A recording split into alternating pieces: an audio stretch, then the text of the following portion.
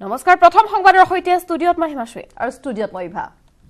আইছো বিতং খবৰলৈ আনজনাইত উত্তৰ পূৰ্বাঞ্চল বন্ধ আহ্বান জনাইছে নৰ্থ ইষ্ট ষ্টুডেণ্টছ অৰ্গেনাইজেশ্যন চমুকৈ নেছয়ে আসুসহ ৩০টা জনগোষ্ঠীয় সংগঠনৰ এই বন্ধলৈ সমৰ্থন নাগৰিকত্ব সংশোধনী বিধেয়ক বাতিলৰ দাবীত এই বন্ধৰ আহ্বান জনোৱা হৈছে আনজনাইত পুৱা ৫ বজাৰ পৰা বিয়লি ৪ বজালৈ ১১ ঘণ্টীয়া বন্ধ 10 বছৰ পাছত আসুৰ এই বন্ধৰ কাৰ্যসূচী ৭ আৰু ২৩ জানুৱাৰীটো প্ৰতিবাদী কাৰ্যসূচী ৭ জানুৱাৰীত পালন কৰা হ'ব কলা দিন জিলাৰ সদৰে সদৰে দাহ কৰা হ'ব নাগৰিকত্ব সংশোধনী বিধেয়কৰ প্ৰতিলিপি ২৩ জানুৱাৰীত গুৱাহাটীত খিলঞ্জীয়াৰ বজ্ৰদিনত কাৰ্যসূচী মোদীৰ ঘোষণাৰ পাছতে এতিয়া ক্ষুব্ধ হৈ পৰিছে আসু নেতৃত্ব বিজেপি চৰকাৰে অসম চুক্তি আৰু শহীদক চূড়ান্ত অপমান কৰাৰ অভিযোগ উত্থাপন কৰিছে আসুৱে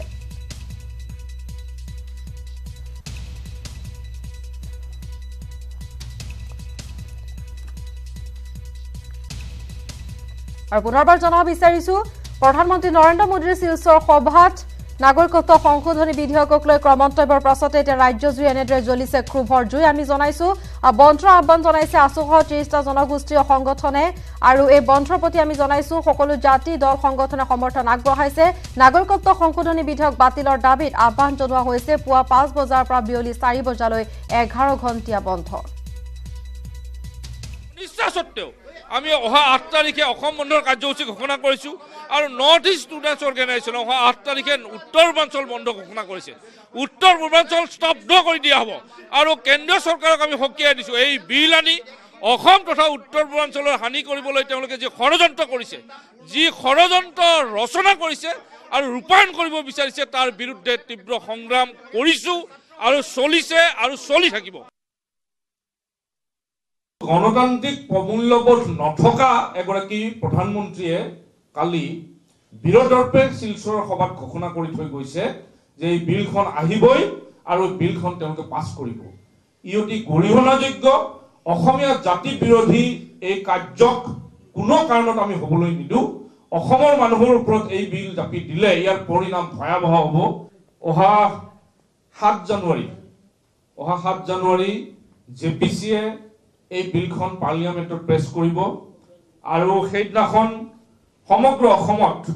গাঁৱে ভূঞে নাগৰিকত্ব সংশোধনী বিল ২০১৬ এইখন দাহ কৰা হ'ব এইখন জ্বলাই দিয়া হ'ব আৰু কোনো কাৰণত অসমীয়া মানুহে কোনো এজন অসমীয়া মানুহে যে এই বিলখন একচেপ্ট নকৰে সেই কথাটো আমি পুনৰ ভাৰতবৰ্ষক আমি জনাই দিম গাঁৱে ভূঞে এই বিলখন দাহ কৰা হ'ব ৮ জানুৱাৰী তাৰিখে আমি বাৰে বাৰে কৈছোঁ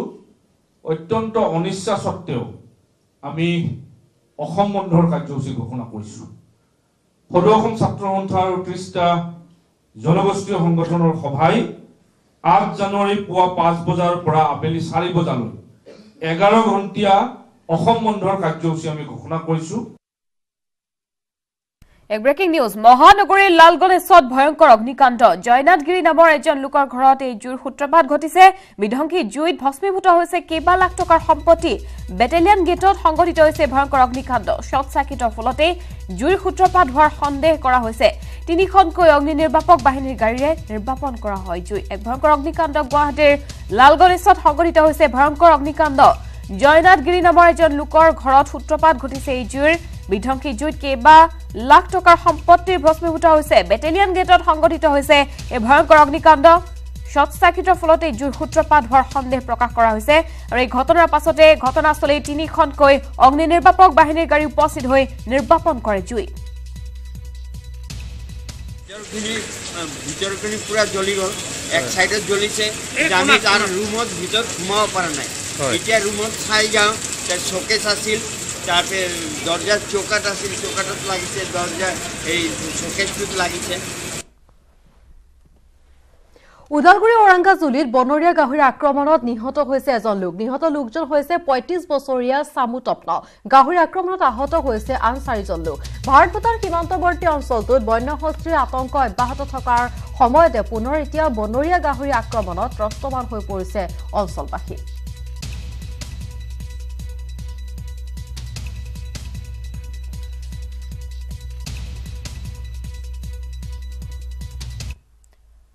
বছৰটোৰ প্ৰথমটো দেওবাৰে মহানগৰীত ৰান ফৰ হেল্থ স্বাস্থ্যৰ প্ৰতি সজাগতা অনাৰ উদ্দেশ্যে পুৱাই মহানগৰীত দৌৰিলে প্ৰায় অৰ্ধ শতাধিক লোকে কলাক্ষেত্ৰ সমাজৰ উদ্যোগত অনুষ্ঠিত হৈছে ৰান ফৰ হেল্থ এই সজাগতামূলক অনুষ্ঠানত মুখ্য অতিথি হিচাপে উপস্থিত থাকে সাংস্কৃতিক পৰিক্ৰমা বিভাগৰ আয়ুক্ত সচিব প্ৰীতম শইকীয়া উজ্জ্বল কুমাৰ হাজৰিকা ভাস্কৰ্য শিল্পী বীৰেন সিংহ আৰু বিশিষ্ট লেখিকা অনুৰাধা শৰ্মা পূজাৰী সন্দৰ্ভত এক প্ৰতিবেদন আগবঢ়াব আমাৰ সাংবাদিক হীৰক জ্যোতিমালা কৰে কলাক্ষেত্ৰ উদ্যোগৰ আজি দেওবাৰে পুৱাই আজি অনুষ্ঠিত কৰা আছে ৰান ফৰ হেল্থ নামৰ এক শিক্ষক অনুষ্ঠান আৰু এই অনুষ্ঠানৰ জৰিয়তে যিসকল স্বাস্থ্যৰ প্ৰতি সজাগতা বৃদ্ধিৰ উদ্দেশ্যে এই অনুষ্ঠান ৰখা হৈছে আৰু দেখিবলৈ পোৱা গৈছে যে এই অনুষ্ঠানত বিভিন্ন ক্ষেত্ৰৰ পৰা লোকসকল আহি উপস্থিত হৈছে আৰু কলাক্ষেত্ৰৰ যি প্ৰাংগণ আছে সেই প্ৰাংগণত তেওঁলোকে এনেদৰে তেওঁলোকে 3 পাক দৌৰিছে আৰু প্ৰথমতে তেওঁলোকে ইয়াত ৰিপৰ্ট কৰিব লাগে তাৰপিছত পুনৰ তালৈ যাব লাগে যি কলাক্ষেত্ৰৰ মূল যি ভাগ আছে সেই ভাগৰ পৰা তেওঁলোকে দৌৰা দেখিবলৈ পোৱা গৈছে আৰু ইতিমধ্যে দেখিবলৈ পোৱা যে যথেষ্ট সংখ্যক লোকৰ আগমন হৈছে যেহেতু কলাক্ষেত্ৰ পুৱাই এই পৰিৱেশ দেখিবলৈ পোৱা গৈছে স্বাস্থ্যৰ প্ৰতি সজাগতা বৃদ্ধি আৰু স্বাস্থ্য সযতনে ৰখাৰ উদ্দেশ্যেৰে এই অনুষ্ঠানৰ আয়োজন কৰা হৈছে আৰু দেখিবলৈ পোৱা গৈছে যে এই মুহূৰ্তত যি শিশুৰ পৰা 60 ঊৰ্ধৰ বয়সলৈকে লোকসকল আৰু যুৱতীসকল ওলাই আহিছে এই অনুষ্ঠানৰ বাবে আৰু শতাধিক লোক ইয়াত অংশগ্ৰহণ কৰা পৰিলক্ষিত হৈছে যিহেতু তেওঁলোকে 5টা ৰাউণ্ড ইয়াত দৌৰিব লাগে যিহেতু কলাক্ষেত্ৰৰ এই প্ৰাংগণ আছে প্ৰাংগণত 5টা ৰাউণ্ড দৌৰিব লাগে বিভিন্ন ক্ষেত্ৰৰ লোকসকল আছে তেওঁলোকৰ সৈতে কথা পাতিম কলাক্ষেত্ৰৰ যি উদ্যোক্তা আছে উদ্যোক্তাসকলৰ লগতে বিভিন্ন ক্ষেত্ৰৰ লোকসকল আহি উপস্থিত হৈছে আৰু শিক্ষা আয়ুক্ত প্ৰীতম শইকীয়া ডাঙৰীয়া আছে তেওঁলোকৰ কথা পাতিম দাদা আজি কি ক'ব আজি পুৱাই এই অনুষ্ঠানত খুব সুন্দৰ পৰিৱেশত আমাৰ বিভিন্ন বয়সৰ ব্যক্তিসকলে মেৰাথন দৌৰিছে খুব ভাল পৰিৱেশ সকলোৱে সদায় দৌৰিব লাগে ৰাতিপুৱাৰ সময়ত এনেকুৱা দৌৰাটো খুব ভাল নিদৰ্শন আমি আশা কৰোঁ এনেকুৱা ধৰণৰ অনুষ্ঠানে আমাৰ কলাক্ষেত্ৰ সমাজৰ ওচৰৰ যিসকল নাগৰিক বা গুৱাহাটীৰ অন্য নাগৰিকে যোগদান কৰিব আৰু এটা নিয়মীয়া ধৰণৰ এটা কাৰ্যসূচী কৰিব যাতে মানে গুড হেল্থ সুস্বাস্থ্যৰ যিখিনি আমাৰ নিদৰ্শন আছে সেইখিনি আমি কৰিব পাৰোঁ আৰু সদস্য আমি বাঢ়িব বুলি আশা কৰিছোঁ অনাগত দিনত আৰু এনেকুৱা ধৰণৰ ৰেগুলাৰলি এনেকুৱা ধৰণৰ দৌৰ বা এনেকুৱা ধৰণৰ কাৰ্যসূচী আমি আয়োজন কৰিব পাৰিম বুলি আশা কৰিছোঁ ধন্যবাদ থাকিল এই অনুষ্ঠানৰ আয়োজন কৰাৰ মূল উদ্দেশ্য আপোনালোকৰ কি আছিল যিহেতু পুৱা আমি সকলোৱে জানো যে প্ৰাতঃভ্ৰমণ স্বাস্থ্যৰ পক্ষে খুব ভাল আৰু আমাৰ শংকৰদেৱ কলাক্ষেত্ৰৰ ভিতৰত এটা মৰ্ণিং ৱাকাৰ্ছ ক্লাবৰ নিচিনাকৈ ইয়াতে বহুতে মৰ্ণিং ৱাক কৰে সেই মৰ্ণিং ৱাক কৰা ব্যক্তিসকল আৰু আমাৰ শংকৰদেৱ কলাক্ষেত্ৰৰ মাজত আমি একেলগে এই হাফ মাৰাথন প্ৰগ্ৰেমটো ঠিক কৰিলোঁ আৰু এইটো মূল উদ্দেশ্য দৌৰটো যিহেতু স্বাস্থ্যৰ পক্ষে খুবেই ভাল এইটোক জনপ্ৰিয় কৰা আৰু সকলোকে আমি আহ্বান কৰা ৰাতিপুৱা কৰিবলৈ কেনেধৰণে দৌৰা প্ৰতিযোগিতা নে অন্য কিবা এনে প্ৰতিযোগিতা ঠিক প্ৰতিযোগিতা নহয় তেওঁলোকক উৎসাহিত কৰিবৰ কাৰণে আমি মেডেল বা কিবা আমি এটা দিম সৰু পুৰস্কাৰ নিচিনাকৈ প্ৰতিযোগিতা বুলি আমি ক'ব নোৱাৰিম যিসকলে আৰু বিভিন্ন বয়সৰ কোনো বয়সৰ হেৰি নাই সকলোৱে একেলগে আমি দৌৰিছোঁ এইটো এটা আমাৰ কাৰণে এটা প্ৰফুল্লিত মনটো ৰাতিপুৱাই মানে প্ৰফুল্লিত হোৱাৰ এটা অন্যতা কথা আৰু পৰিৱেশটো খুব ভাল জানুৱাৰী মাহ শীতকাল এইটো কাৰণে আমি এইটো কৰিছোঁ ধন্যবাদ থাকিল আৰু এনেদৰে দেখিবলৈ পোৱা গৈছে যে পুৱাই অন্য এক পৰিৱেশ দেখিবলৈ পোৱা যায় বিশিষ্ট লেখিকা অনুৰাধা শৰ্মা পূজাৰী উপস্থিত আছে তেওঁৰ সৈতে কথা পাতিম বাইদেউ পুৱাই আপুনি ওলাই আহিছে কেনেকুৱা লাগিছে আৰু কি ক'ব না আমাক খুব ভাল লাগিছে আচলতে কলাক্ষেত্ৰৰ এখন সমাজেই গঢ় লৈ উঠিছে ইয়াত সকলোৱে যিখিনিয়ে ৰাতিপুৱা আহি সদায় যোগা প্ৰাণায়াম এইবিলাক কৰে আৰু তেওঁলোকৰ মাজত এটা ইমান বন্ধুত্ব হৈছে আৰু বন্ধুত্বৰ লগে লগে কিছুমান ধুনীয়া ধুনীয়া ইভেণ্ট কৰে যিবিলাক স্বাস্থ্যৰ লগত মানে সম্পৰ্ক থকা যেনে এবাৰ এটা শাস্ত্ৰীয় সংগীতৰ অনুষ্ঠান কৰি পেলাই নাম দিয়া হ'ল মিউজিক ফৰ হেল্থ তাৰপিছত আজি ৱক ফৰ হেল্থ মানে প্ৰত্যেকটো বস্তুৱে মানে মহানগৰীত থাকি এখন সমাজ বন্ধুত্ব সমন্বয় সমাজ আৰু লগতে স্বাস্থ্য ৰক্ষাৰ বাবে একোটা অতি আনন্দৰে পাৰ কৰিব পৰা মুহূৰ্তৰ সৃষ্টি কৰা হৈছে অকণমান দৌৰিলোঁ মই ইমান দৌৰিব নোৱাৰোঁ কিন্তু মই অকণমান চবৰে লগত ৰাইজৰ লগত লাগি অকণমান দৌৰিলোঁ ধন্যবাদ থাকিল এনেদৰে দেখিব পোৱা গৈছে কলাক্ষেত্ৰত যি ৰান ফৰ হেল্থ নামৰ যি অনুষ্ঠানৰ আয়োজন কৰা হৈছে সেই ৰান ফৰ হেল্থৰ জৰিয়তে স্বাস্থ্যৰ প্ৰতি সজাগতা আৰু স্বাস্থ্যৰ প্ৰতি সচেতন ৰখাৰ উদ্দেশ্যেৰে এই কৰা হৈছে পুৱাই মহামগুৰিত যি কলাক্ষেত্ৰ প্ৰাংগণ আছে এই কলাক্ষেত্ৰ প্ৰাংগণ নাগৰিকত্ব সংশোধনী বিধেয়কক লৈ প্ৰধানমন্ত্ৰী নৰেন্দ্ৰ মোদীয়ে শিলচৰত কৰা ঘোষণাৰ পিছতে ৰাজ্য প্ৰান্তে প্ৰান্তে অব্যাহত আছে ব্যাপক প্ৰতিবাদ কোকৰাঝাৰত বিজেপি চৰকাৰৰ বিৰুদ্ধে প্ৰতিবাদ সাব্যস্ত কৰিবলৈ ৰাজপথলৈ ওলাই আহিল নাথ যোগী ছাত্ৰ সন্থা কোকৰাঝাৰৰ ৰাজপথত প্ৰধানমন্ত্ৰী মুখ্যমন্ত্ৰীৰ প্ৰতিকৃতি দাহ কৰি নাগৰিকত্ব সংশোধনী বিধেয়ক বাতিলৰ দাবী উত্থাপন কৰে সংগঠনটোৱে নাগৰিকত্ব সংশোধনী বিধেয়ক কোনো কাৰণতে মানি লোৱা নহ'ব বুলিও হুংকাৰ প্ৰদান কৰে প্ৰতিবাদকাৰীসকলে এই সন্দৰ্ভত এক প্ৰতিবেদন আগবঢ়াব আমাৰ সাংবাদিক শান্তিগিৰি নাৰ্জাৰীয়ে হয় যোৱা পৰহি অসম ৰাজ্যখনৰ শিলচৰৰ প্ৰধানমন্ত্ৰী নৰেন্দ্ৰ মোদীয়ে নাগৰিকত্ব সংশোধনী বিধেয়ক ৰূপায়ণ কৰাৰ কাৰণে তেখেতে বক্তব্য দাঙি ধৰাৰ পিছত এনেদৰে ৰাজ্যজুৰি প্ৰতিক্ৰিয়া বৰ্তমান অব্যাহত ৰাখিছে ইতিমধ্যে আজি কোকৰাঝাৰ জিলাৰ গেন্দ্ৰাবিলৰ নাথ সদৌ বেটিয়াদি নাথ যোগী ছাত্ৰ সন্থাৰ উদ্যোগে এনেদৰে মুখ্যমন্ত্ৰী সৰ্বানন্দ সোণোৱাল প্ৰধানমন্ত্ৰী নৰেন্দ্ৰ মোদীৰ ফটোলৈকে দাহ কৰিব ইতিমধ্যে ফটো সাব্যস্ত কৰি তেখেতসকলে ইতিমধ্যে প্ৰধানমন্ত্ৰী মুৰ্দাবাদ মুখ্যমন্ত্ৰী মুৰ্দাবাদ আৰু বিজেপি গো বেক তেনেকৈ শ্লোগান মাৰি তেখেতে প্ৰতিভা সাব্যস্ত দেখা গৈছে ইয়াৰ নাথ যোগী ছাত্ৰ সন্থাৰ বিষয়ববীয়াসকল সদস্যসকল ইয়াৰ স্থানীয় নাগৰিক তেখেতসকলে ইতিমধ্যে চৰকাৰৰ যিটো স্থিতি নাগৰিকত্ব সংশোধনী বিধেয়ক যিটো ৰূপায়ণ কৰিবৰ কাৰণে যিটো বিজেপি নেতৃত্ব এনডিএ চৰকাৰে যিটো প্ৰচেষ্টা চলাইছে এই প্ৰচেষ্টা ইতিমধ্যে নাথ যোগী ছাত্ৰ সন্থাই ইতিমধ্যে তেখেতে প্ৰতিভা সাব্যস্ত কৰিছে তেখেতে অতি শীঘ্ৰে দাবী কৰিছে যিটো বিধেয়ক যিটো বিল এই বিলটো কোনো প্ৰকাৰে ৰূপায়ণ কৰিবলৈ দিয়া নহ'ব ইতিমধ্যে তেওঁলোকে হুংকাৰ প্ৰকাশ কৰিছে মই কথা পাতিছোঁ নাথ যোগী ছাত্ৰ সন্থাৰ সভাপতি তপন নাথ আপোনালোকৰ দাবী কি য'ত আপোনালোকে আজি প্ৰতিযোগিতা কৰিলে চাওক আমি সদৌ বিটিচি নাথ যোগী ছাত্ৰ সন্থাই যোৱা 12/6/2018 আমি অলৰেডি সদৌ বিটিচি নাথ যোগী ছাত্ৰ সন্থাই 7 ঘণ্টীয়া অনশন কাৰ্যসূচী কোকৰাঝাৰ উপায়ুক্ত কাৰ্যালয়ৰ সন্মুখত ৰূপায়ণ কৰি আমি আগতীয়াকৈ জনাই দিছোঁ যে আমি অবৈধ বাংলাদেশীৰ বজা আৰু ল'ব নোৱাৰোঁ লগতে আমি উক্ত বিলখনৰ ক্ষেত্ৰত যোৱা 4 তাৰিখ বৰাক ভেলীত নৰেন্দ্ৰ মোদী তেখেতে এখন মুকলি সভাত বাংলাদেশীক এটা উচতনিমূলক এটা বক্তব্য প্ৰদান কৰি তেখেতে যে বদ্ধপৰিকৰ বুলি যে ক'লে যে বাংলাদেশীক এই আমাৰ নাগৰিকত্ব সংশোধনী বিলখনৰ জৰিয়তে বাংলাদেশীক ইয়াত সংস্থাপন দিয়াৰ মানে যি কথা মুকলিভাৱে প্ৰকাশ কৰিলে ইয়াক আমি তীব্ৰ ভাষাৰে নিন্দা কৰিছোঁ আৰু ধিক্কাৰ দিছোঁ আজি চাওক এই বিলখন যদি গৃহীত হয় অসমৰ প্ৰতিটো খিলঞ্জীয়া জাতি জনগোষ্ঠীৰ ভাষা সংস্কৃতি তথা আমাৰ জাতিস্বত্ব আমাৰ নষ্ট হ'ব গতিকে আমাৰ অসমৰ মুখ্যমন্ত্ৰী সৰ্বানন্দ সোণোৱাল ডাঙৰীয়া তেখেতৰ এটা সময়ত সবল নেতৃত্বৰ দিয়াৰ পিছত তেখেতক আমি জাতীয় নায়ক বুলি আখ্যা দিছোঁ কিন্তু আজিৰ তাৰিখত তেখেতে এই বাংলাদেশীৰ বজা অসমীয়াৰ মূৰত তথা আমাৰ সমগ্ৰ খিলঞ্জীয়াৰ মূৰত জাপি দিয়াৰ কাৰণে কেন্দ্ৰৰ লগত যি লুকা-ভাকু খেলি এটা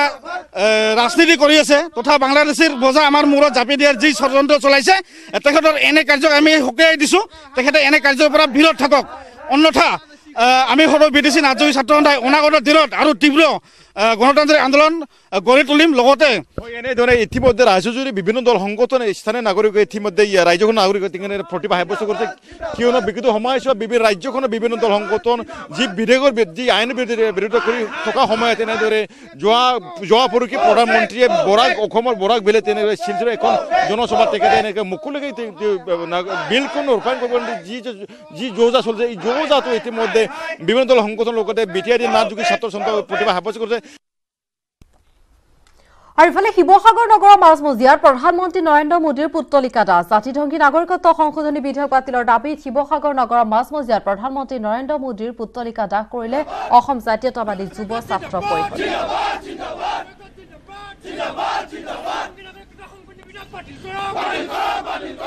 বিজেপি চৰকাৰখনে অসমত ধৰ্মভিত্তিক যি লাখ লাখ হিন্দু বাংলাদেশীক অসমত সংস্থাপিত কৰি অসমীয়া খিলঞ্জীয়া জাতিটো যি ধ্বংস কৰিবৰ বাবে ষড়যন্ত্ৰ ৰচিছে সেয়ে কেতিয়াও আমি অসম জাতীয়তাবাদী যুৱ ছাত্ৰ পৰিষদে কেতিয়া কিন্তু সহ্য নকৰোঁ এটা কথা স্পষ্ট তেওঁলোকে লোকসভা নিৰ্বাচনৰ প্ৰাক মুহূৰ্তত অসমবাসী ৰাইজক যি প্ৰতিশ্ৰুতি দিছিলে তেওঁলোকৰ সেই প্ৰতিশ্ৰুতিসমূহ আজি অখালৈ গৈছে গতিকে নাগৰিকত্ব সংশোধনী বিধেয়ক 2016 বাতিল কৰিবৰ বাবে আজি অসম আমি জাতীয়তাবাদী যুৱ ছাত্ৰ পৰিষদ শিৱসাগৰ জিলা সমিতিয়ে নৰেন্দ্ৰ মোদী প্ৰতিকৃতি দাহ কাৰ্যসূচী কৰিছোঁ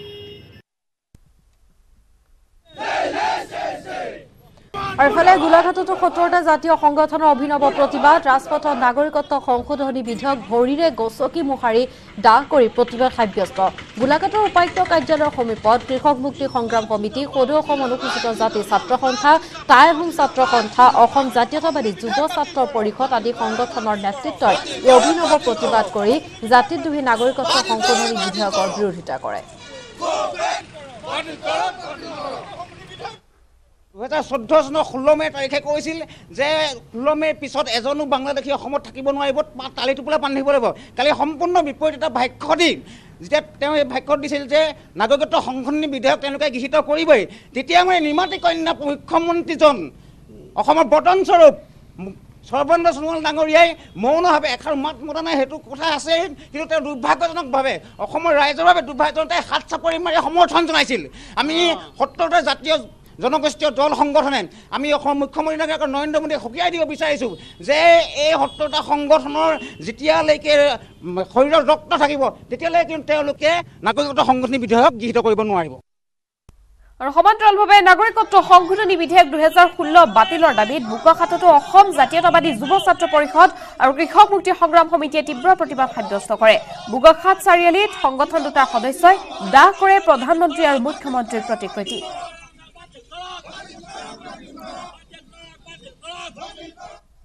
কেন্দ্ৰীয় চৰকাৰে যি পৰিচালনামূলকভাৱে অসম আৰু অসমীয়াৰ স্বাভিমানত আঘাত হানি যি নাগৰিকত্ব সংশোধনী বিধেয়ক 2016 প্ৰৱৰ্তন কৰি যি অসমীয়াক ভাতে মৰা যি ষড়যন্ত্ৰ কৰিছে তাত আমি অসম জাতীয় যুৱ ছাত্ৰ পৰিষদ আৰু কৃষক মুক্তি সংগ্ৰাম সমিতিয়ে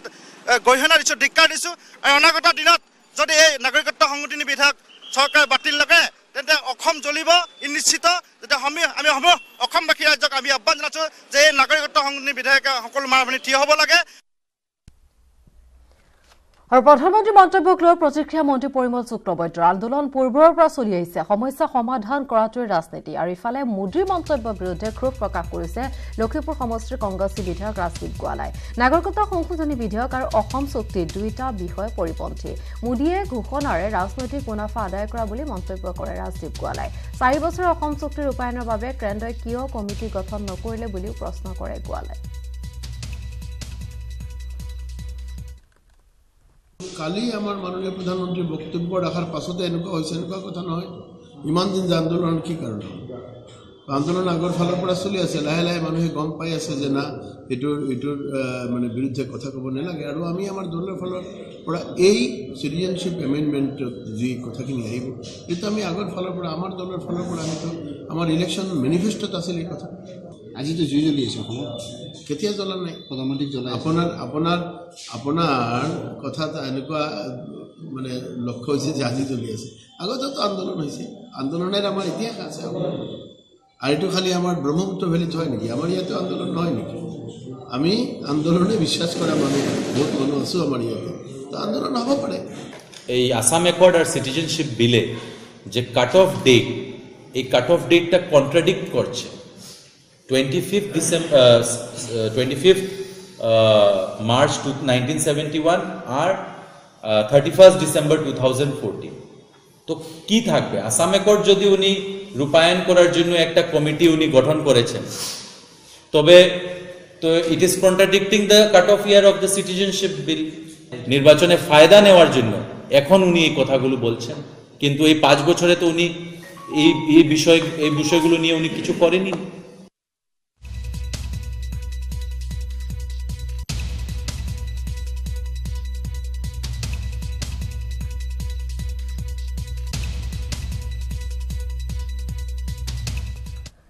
ৰিলায়েন্স জিঅ'ৰ আন এক সাফল্য সীমাৰ পৰিধি ভাঙি এবাৰ জিঅ'ই লাভ কৰিলে জাপানৰ প্ৰসিদ্ধ বঁটা জিঅ'লৈ নিকে সুপেৰিয়ৰ প্ৰডাক্টছ এণ্ড ছাৰ্ভিচেছ এৱাৰ্ড এবছৰ পূৰ্বে ৰিলায়েন্স জিঅ'ই গ্ৰাহকৰ সুবিধাৰ্থে অতি কম মূল্যত বজাৰলৈ উলিয়াই দিছিল Jio' feature phone crore crore phone বিক্ৰী কৰি অভিলেখ সৃষ্টি কৰা জিঅ' ফোনৰ বাৰ্ষিক অনুষ্ঠানত এই পুৰস্কাৰ আগবঢ়ালে জাপানীজ প্ৰতিষ্ঠানটোৱে জিঅ' ফোনৰ প্ৰশংসাত পঞ্চমুখ হৈ পৰিছে বিশ্ব প্ৰসিদ্ধ জাপানীজ প্ৰতিষ্ঠানটো নিম্নবিত্ত আৰু মধ্যবিত্ত লোকসকলক ইণ্টাৰনেট ব্যৱহাৰৰ সুবিধা কৰি দিয়াৰ বাবে নিজৰ ৱেবছাইটত ৰিলায়েন্স জিঅ'ৰ প্ৰশংসা কৰিলে জাপানীজ প্ৰতিষ্ঠানটোৱে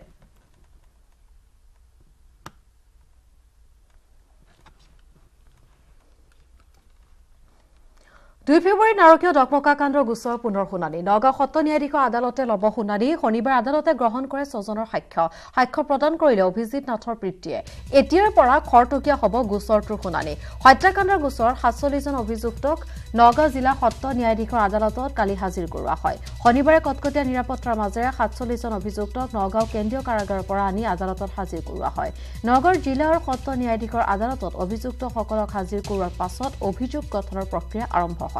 গোচৰটোৰ বিচাৰ প্ৰক্ৰিয়া চৰকাৰী অধিবক্তা ভুক্তভোগী পৰিয়ালৰ অধিবক্তা আৰু অভিযুক্তসকলৰ অধিবক্তাৰ যুক্তিসমূহ শুনাৰ পিছত আদালতে 47 জন অভিযুক্তৰ বিৰুদ্ধে ভাৰতীয় দণ্ডবিধিৰ 143/147/149/186/332/341 আৰু 427 নম্বৰ ধাৰাৰ অধীনত অভিনীল হত্যাকাণ্ডটোৰ গোচৰ পৰিচালনাৰ নিৰ্দেশ দিয়ে আনকি এজন অভিযুক্তৰ বিৰুদ্ধে 379 আন এক ধাৰা আৰোপ কৰা হৈছে এতিয়াৰ পৰা 47 জন অভিযুক্তৰ বিৰুদ্ধে আৰোপ কৰা ধাৰাসমূহৰ অধীনত পূৰ্ণাংগ ৰূপত বিচাৰ প্ৰক্ৰিয়া আৰম্ভ হ'ব উল্লেখ কৰিব পাৰি যে অভি আৰু নীল হত্যাকাণ্ডৰ মুঠ 48 জন অভিযুক্ত আছিল যদিও ইয়াৰে এজন নাবালক হোৱাৰ হেতুকে তেওঁ বিচাৰ প্ৰক্ৰিয়া জুভেনাইল জাষ্টিছ বৰ্ডত চলিব